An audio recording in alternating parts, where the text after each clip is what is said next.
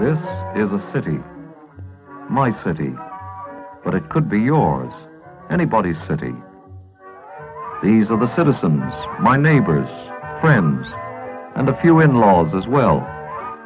They live in the city, work in its stores, its factories, its offices. These are the younger citizens of my city. Soon they will be out of school and in the stores and factories and offices where their fathers and mothers are working today. This is a city of homes and gardens, of parks and playgrounds, of beautiful scenery. Whether you want the sea or the mountains, you can take your choice.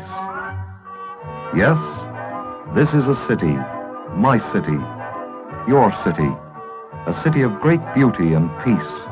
I tell you frankly, I love my city. I've lived here since I was born. I know every one of those buildings glinting in the setting sun. It seems I've always known them, always. And then it's nighttime. I know it's the same city, but something seems very different about it.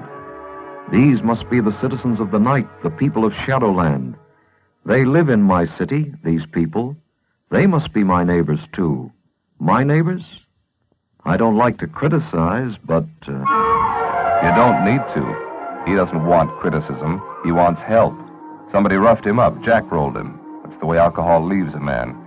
It began one night, and 3 weeks later, it's still night so far as he's concerned.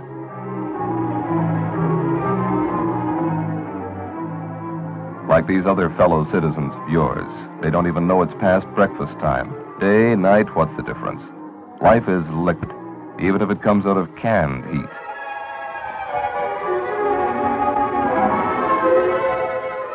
Life is just a ditch full of empty cans. And at the end, a ditch can be a good place for an empty life. But surely this doesn't happen often. Often? Yes, for some it begins in youth and lasts a lifetime. When he was in high school, this fellow never thought he'd go so far, so fast. Neither did his wife. His children think he's away. He is, really away. That's the tragedy. It happens so often you lose count. My city, my fellow citizens. Well, fellows anyway. I don't know about fellow citizens. Misery likes company. The one becomes the two. The two multiplies into a group. 4 can raise the price of a bottle faster and drink it quicker. Direction doesn't mean a thing. Destination is all that counts. A drink, the waterfront, the railway tracks, and then oblivion. But where? Why haven't I seen this segment of my city before? Where? Anywhere. For some it's the harbor, a favorite mixing ground, where the last fugitive drop of alcohol is wrung from anything that has named alcohol as one of its ingredients.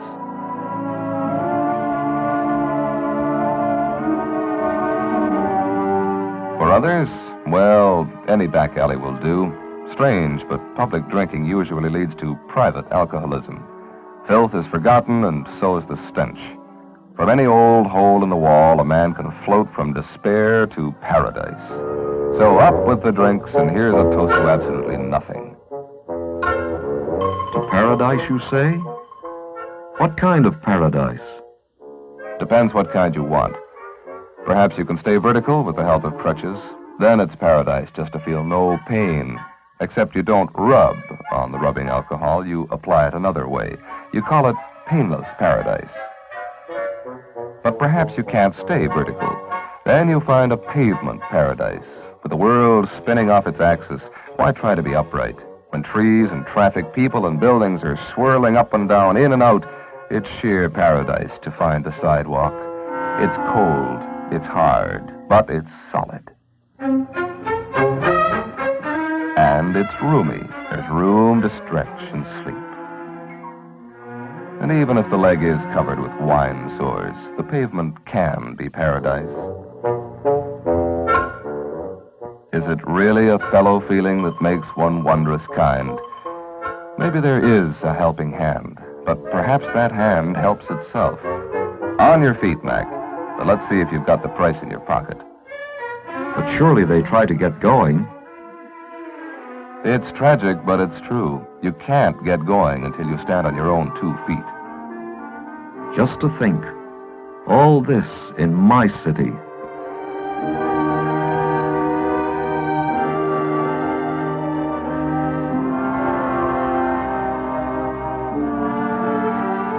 How well do you know your city? Ever been here? This is the paradise of the prostrate. This is horizontal living at its sordid best. This is a paradise in which the miracle of a mattress and the wonder of fresh air have never been known.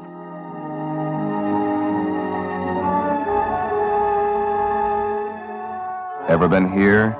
This is the jungle paradise to which alcohol carries its spellbound victims. To the paradise of the packing case. This is shelter. This is home, shared with slugs and rats, which in turn share their diseases. This is an all-weather, all-purpose hideout where a man can be wet on the outside and very dry inside, where neither snow nor rain can stop a weary falling to the earth in the blankness that follows. Heads or tails, whichever way it falls, it lies. But surely there's a way back, a way out, a way up. Back where? From the jungle and the waterfront back to Skid Row. On Skid Row, there's only the depressing procession of men who see only themselves in every hopeless, hapless drunk who lurches past. Men who snatch at a moment of animal satisfaction with the most available prostitute.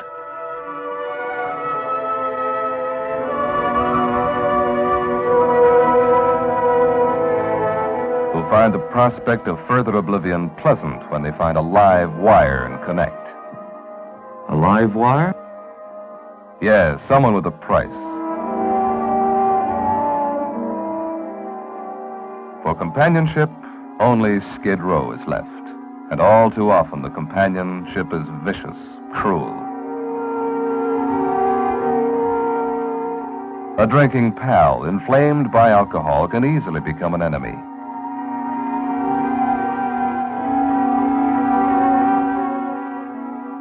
And the outcome is tragedy.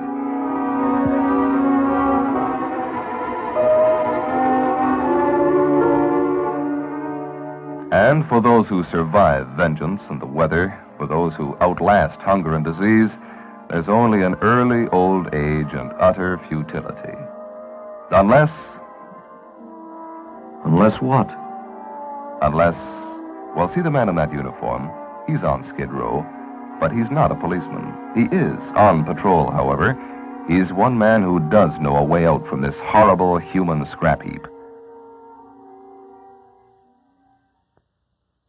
See this building? That front door is a passageway out of despair. That's a Salvation Army Harbor Light Center. A man from Skid Row stands a chance here. What kind of a chance? A chance to get help. The kind of help an alcoholic needs. The only kind of help that really helps.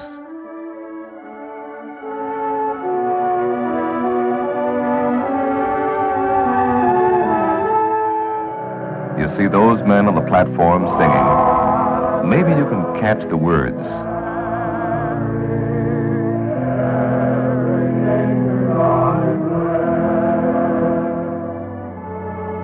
All the men on that platform know what the jungle is like.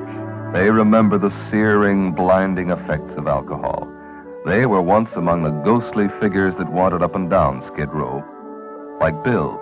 He was a sailor, but he lived in a continual storm on an ocean of alcohol. Then, one day, he heard a divine voice say, "Peace, be still." And everything was changed for Bill. That looks like a painting of Christ stilling the storm, there, on the wall behind Bill. It is. It was painted by another grateful man who also found peace after the nightmare of sin to which alcohol drove him. Do many men come here? A great many. These are a few of them. Some need food, a place to sleep, medical care. Nearly all of them need a new hope, a new purpose in life.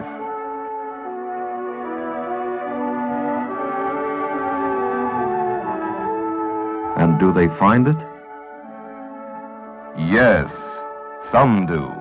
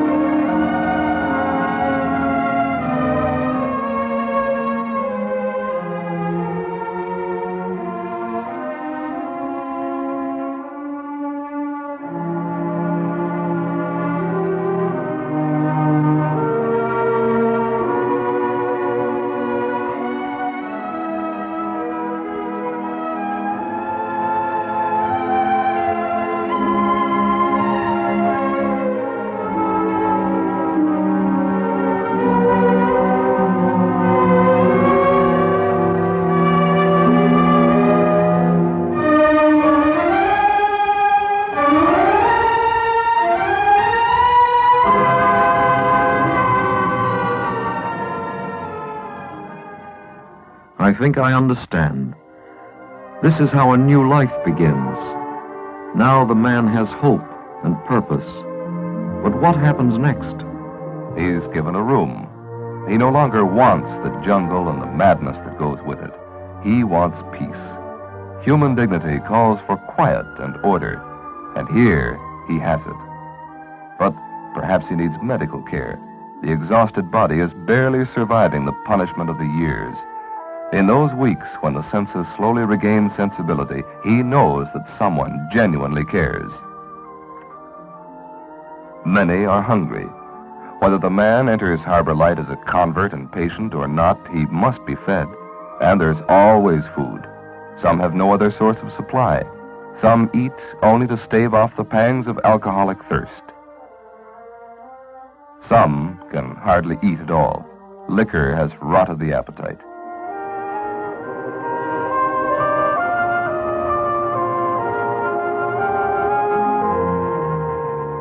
A steady hand seems a simple thing to you and me, but many men need many months before jagged nerves are quieted and the hand relearns the habits of industry.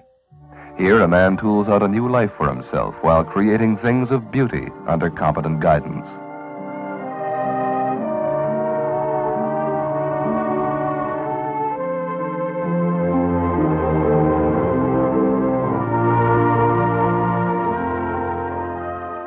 And all the while, he grows stronger in body, calmer in himself, and increasingly active. The climb back and upwards is not easy, but it is satisfying.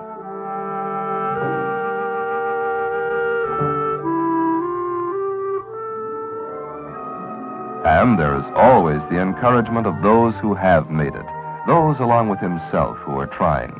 The weird companionship of the flophouse and the waterfront has been replaced by the comradeship of honest effort and clean motive.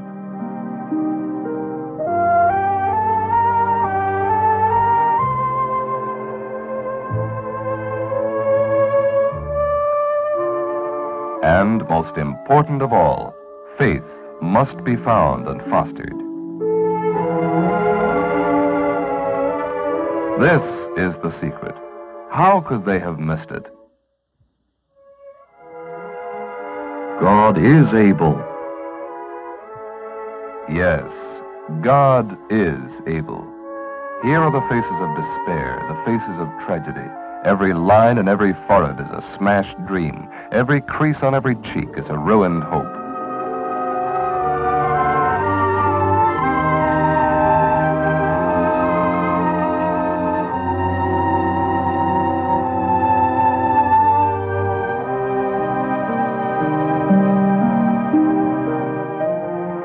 These are the eyes that have stared into hell. But God is able. Yes, God is able. Sid came from a titled family. For more than 30 years, he lived the nomadic, frustrating life of an alcoholic. But God is able. Today, Sid has the dignity he lost and a joy he never had. Ziggy plowed back and forth, in and out of a drunken fog. Ziggy was a man to be feared. Desperation brought him to the Harbor Light Center. But God is able, and Ziggy, in one miraculous moment, became free from the habits of drink and as gentle as a child. Earl also knows that God is able. The police put him on a plane and banished him from his own city. The demons that followed Earl stripped him of almost all his manhood. But Earl found that prayer and repentance and faith were part of God's plan for him. Today, he's a respected citizen of the very place that once disowned him. Yes, this too is part of my city. These are my fellow citizens. Their problem is a terrible and a tragic one. But now, I know the answer.